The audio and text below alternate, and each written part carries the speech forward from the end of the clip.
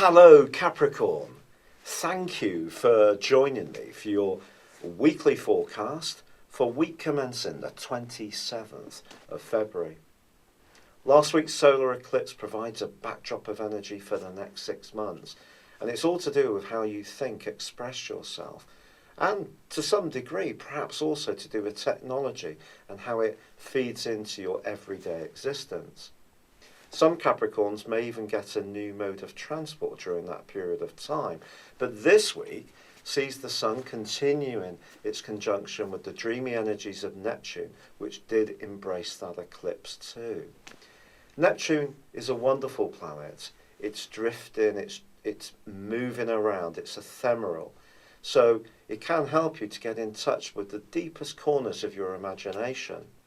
But Mercury moved into your third solar house on Sunday too. And at the very start of this week is going to be in opposition with the North Node, which is in Virgo. I think it's important to understand that if you do want to tell people about a service, an idea, a belief you have, or just interact with people in a lively and bright way, just be aware that your subconscious or your past may be deeply influencing this through the location of the South Node as it is embraced by Mercury. Later in the week, Mercury goes into a conjunction with Neptune itself. Your dreams can be so vivid and be very important prompts for what you can do in your everyday world. The third house also rules siblings and also your immediate community, and in some situations a love or an interaction with a more urban environment. So if you already live in a place like that, it could be that there's going to be more time spent doing things in that area. If you're someone who lives more rurally, you may want to travel into this kind of environment to get the buzz that it can provide. But paradoxically, Capricorn, there's actually a lot of energy still continuing in the most personal, private and emotional part of your situation, which is much more to do with the security side of life, physical or in terms of how you feel, and family life and where you live. And this is coming from the energy of Uranus, which has been here for some years, which has been a restless spirit, but also Mars, which is alongside, has been since the middle of last week. If you tuned in last time, you'll know that Pluto, potent Pluto, which has been in your sign since 2008, had been in a right angle with Mars for 10 days. Now, that has come to a close, which is something to celebrate, I feel, because when Mars and Pluto are at right angles, it can cause some real clashes. And I think the clash for you may have been between what was right and good for you at an emotional level and also what's more right for you at a personal level. Now that might seem a strange thing to say, but we all have a direction of travel that we think is good for us, but that's not always integrated with our feelings as much as we would like, because sometimes our feelings have to play catch up.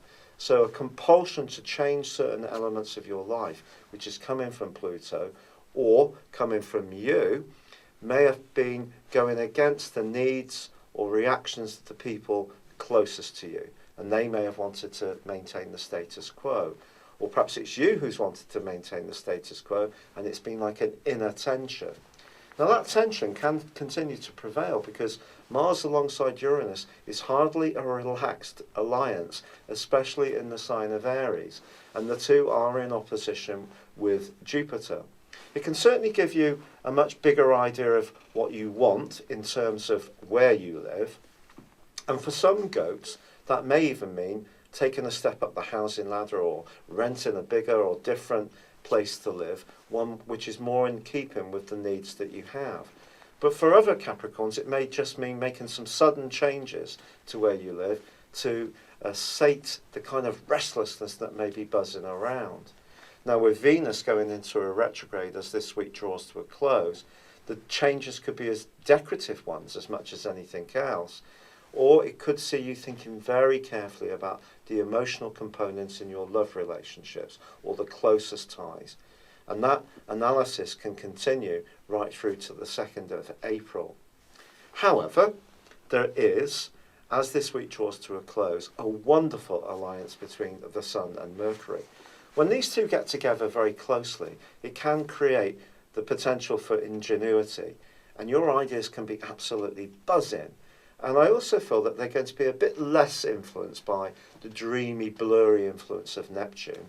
There is a quarter moon, however, as this week draws to a close, and for you, that is in the sign of Gemini, and that just suggests that you could find yourself quite revved up with your energy and almost trying to pack in loads to the weekend, try to slow it down and just focus on the things that are really important. But I do feel this week can also be a time when you're thinking very carefully about siblings or close relatives or people in your extended family that you have a lot to do with, or perhaps very little. It just depends on your unique circumstances. It's been a real pleasure being with you, Capricorn. Thank you for joining me. Good luck and goodbye for now.